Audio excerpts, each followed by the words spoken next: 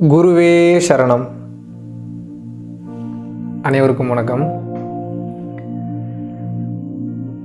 பல பேர் கோயிலுக்கு போகிறீங்க, சர்ச்சுக்கு போகிறீங்க, மசூதிக்கு போகிறீங்க. சில பேர்லாம் பார்த்தீங்கன்னா எங்கேயுமே போகிறதில்ல, போனால் ஜீவசமாதிக்கு மட்டும்தான் போகிறீங்க. இன்னும் சில பேர்லாம் பார்த்தீங்கன்னா இங்கே எங்கேயுமே போகிறதில்ல, குடியிருந்த கோயில் மாதிரி வீட்டிலே இருந்துக்கிறீங்க. சரி,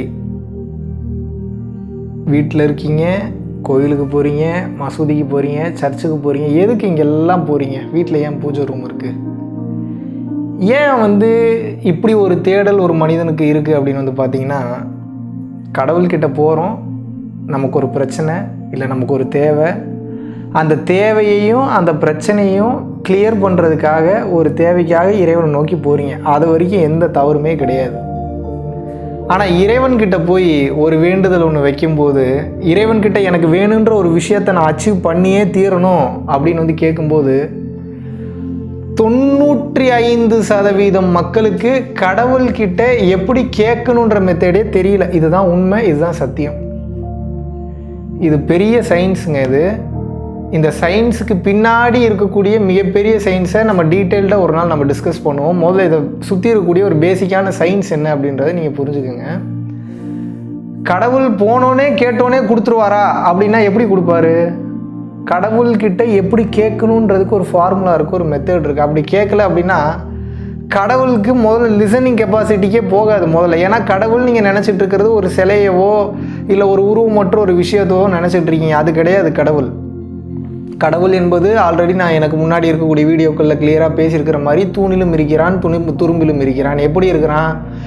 லைட் அந்த உருவத்தில் இருக்கிறாப்புல ஒளி வடிவமாக இருக்கின்றான். சரி, ஆட்டம்ஸோட சேர்க்கையை டீப்பாக உள்ளே போனீங்கன்னா இருக்கக்கூடியது அந்த ஜோதி ஒன்று தான். அதை தான் வள்ளலார் அருட்பெருஞ்சோதிங்கிறாரு. சரி, நீங்கள் கடவுள் நிலைக்கு போய் கடவுள் இருக்கக்கூடிய இடத்துக்கு போய் கோயிலில் உட்காந்து சிலையை பார்த்து கடவுளே எனக்கு இது கூட நீங்கள் கேட்கல. கோயிலுக்கு போயோ இல்லை மசூதிக்கு போயோ இல்லை சர்ச்சுக்கு போயோ இல்லை இப்போ ஜீவசமாதிக்கு போயோ புனித தலங்களுக்கோ போய் உட்காந்து உங்களுடைய மனதை எம்டி பண்ணிட்டு, அதாவது உயர்ந்த ஆற்றல் அந்த இடத்துல இருக்கும்போது அந்த உயர்ந்த ஆற்றல் உங்களுடைய மனநிலையை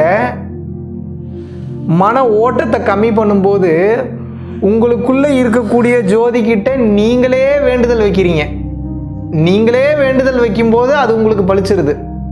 இது எப்படின்னு கேட்டிங்கன்னா டியூயலாக செயல்படும். எப்படி டியூயலாக செயல்படும்? அந்த புனித தலங்களில் இருக்கக்கூடிய கடவுளுடைய ஆற்றல், இறை தன்மையினுடைய ஆற்றல், குருமார்களினுடைய ஆற்றல் என்பது உள்ளது, அதில் மாற்று கருத்தே கிடையாது. ஆனால் அந்த ஆற்றல் உங்களுக்குள் பூந்து செயல்பட வேண்டும் என்றால் உங்களுக்குள் இருக்கக்கூடிய ஆற்றலின் நிலையை நீங்கள் சரி பண்ணணும். இதில் தாங்க சூட்சமே இருக்குது, நல்லா கவனிங்க. அப்போ எப்படி கடவுள்கிட்ட வேண்டணும்? ஸ்ரத்தையோடு வேண்டணும்.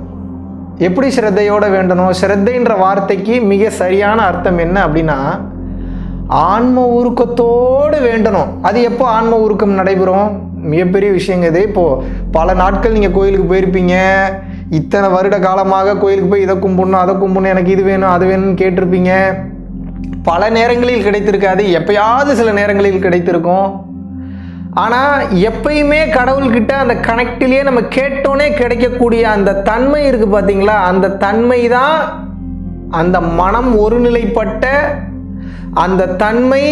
மனம் ஒருநிலைப்பட்ட அந்த தன்மையில் உங்களுடைய வேண்டுதல் என்பது உங்களுடைய சூப்பர் கான்ஷியஸ் மைண்டுக்கு நீங்கள் வைக்கக்கூடிய வேண்டுதல். அப்போ இந்த ஆற்றல் நிலையும் அந்த ஆற்றல் நிலையும் கனெக்ட் ஆகிடுச்சுன்னு வச்சுக்கோங்க. ரெண்டும் கனெக்ட் ஆகிடும், வேற லெவலில் மாறிடும். அந்த இடத்துல உங்களுடைய வேண்டுதல் நடந்துடும். அப்போ எப்படி வேண்டணும்னா, ஆன்ம உருக்கம் நடைபெற வேண்டும் என்றால் ஒரு மனிதன் கண் கிளங்கி அவனுடைய தன்மை நிலை குலைந்து போகணும். அந்த இடத்துல நிலை குலைந்து போயிடணும். நான்ற அகம்பாவம் உடஞ்சிடணும், சுக்குநூறாக உடஞ்சிடணும். தன்னை மீறின ஒரு சக்தி கிட்ட வேண்டுதல் வைக்கும்போது நான் அப்படின்ற அகம்பாவத்தோடு நீங்கள் போய் என்ன வேண்டுதல் வச்சிங்கனாலும் அது அவன் காதிற்கு சென்றே அடையாது. கேட்டுக்கிட்டே இருப்பான், பார்த்துக்கிட்டே இருப்பான், ஆனால் நடக்காது.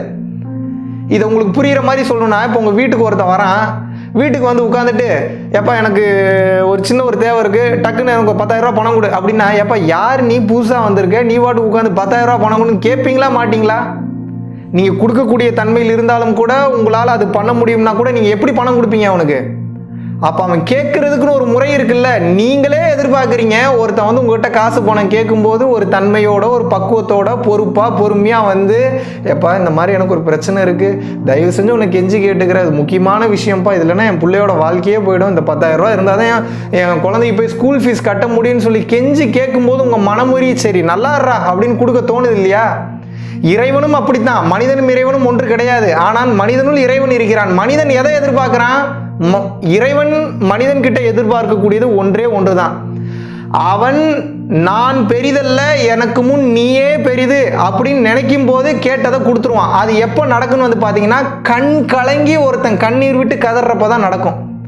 எப்போ தெரியுமா ஒருத்தன் கண் கலங்குவான்? தன்னால முடியல, நான் ஒண்ணுமே இல்லை, நான் உடஞ்சு போயிட்டேன், சுக்குநூறா நொறுங்கி போயிட்டேன், இதுக்கப்புறம் ஒண்ணுமே கிடையாதுன்னு கண் கலங்கி ஒரு மனிதன் நிற்கும் போது அவனுடைய ஈகோ ஆணவம் அகந்தைன்றது அழிந்து விடும். முழுசாக அழியாது, மறுபடியும் அது வரும். ஆனா அந்த நிலைக்கு அழியும் போது, தான் என்கிற நிலை குறையும் போது ஆன்மாவின் சக்தி அதிகரித்து விடும். அப்ப அந்த ஆன்மாவின் சக்தி மேலோங்கி இருக்கும் போது நீங்க ஒரு வேண்டுதல் வைக்கிறீங்க அப்படின்னா இம்மிடியேட்டா நடக்கும். அது இதுதாங்க கான்செப்ட். இது யாரும் உங்களுக்கு அவ்வளோ சீக்கிரம் சொல்லியே தரமாட்டாங்க. கடவுள்கிட்ட வேண்டுறது ஒரு மாபெரும் சூட்சமம். இது எப்படி அப்படின்னா, இப்போ டக்குன்னு போய் ஒரு குரு கிட்ட போய் உட்காந்து, குருவின் கருணையால் ஓம் குரு பிரம்மா குரு விஷ்ணு குரு தேவ மகேஸ்வரக ஓம் குரு சாக்ஷாத் பரபிரம்மா தஸ்மில் ஸ்ரீ குருவே நமக அப்படின்னா இது மந்திரங்க. வெறும் மந்திரத்தை மட்டும் சொல்லி என்ன பண்றது? மந்திரத்தோட உணர்வும் கலக்க வேண்டும். அந்த மந்திரத்தோடு உணர்வு கலந்து விட்டது என்றால் ஓம் குரு பிரம்மா குரு விஷ்ணு குருதேவோ மகேஸ்வரக சொல்றதுக்குள்ள உங்க கண்ணில் தண்ணி வந்துடும். ஏன் அப்படின்னா, அந்த மகேஸ்வரகனா அந்த மகேஸ்வரனை நினைச்சு, அந்த மகேஸ்வரனோட உருவத்தை நினைச்சு, இப்பேற்பட்ட ஒரு சர்வ வல்லமை பெற்ற சக்தி உள்ள மகேஸ்வரனையா நம்ம கும்பிடுறோம்னு நினைக்கிறப்ப வார்த்தை வருமா அவங்களுக்கு? எப்படி வரும்?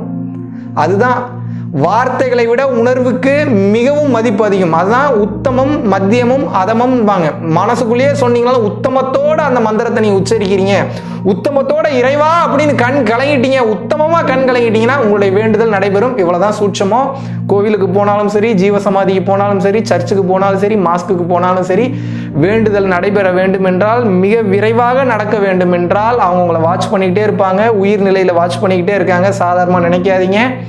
கண்கலங்கி நான் ஒண்ணுமே இல்லை அப்படின்ற அந்த ஃபீலிங்ல உருகி உருகி வேண்டுங்க, ஆன்மூர்க்கத்தோடு வேண்டுங்க, அந்த விஷயம் நடக்கும். இது மாபெரும் ரகசியம். ஃபாலோ பண்ணி பாருங்க, ரெகுலராக ஃபாலோ பண்ணுங்க. உங்களுடைய வேண்டுதல்கள், உங்களுடைய தேவைகள் இறைவனுடைய ஆசீர்வாதத்தினால நிச்சயமாக நடைபெறும். குருமார்கள் அதுக்காகவே தான் அங்கே காத்துக்கிட்டு இருக்காங்க.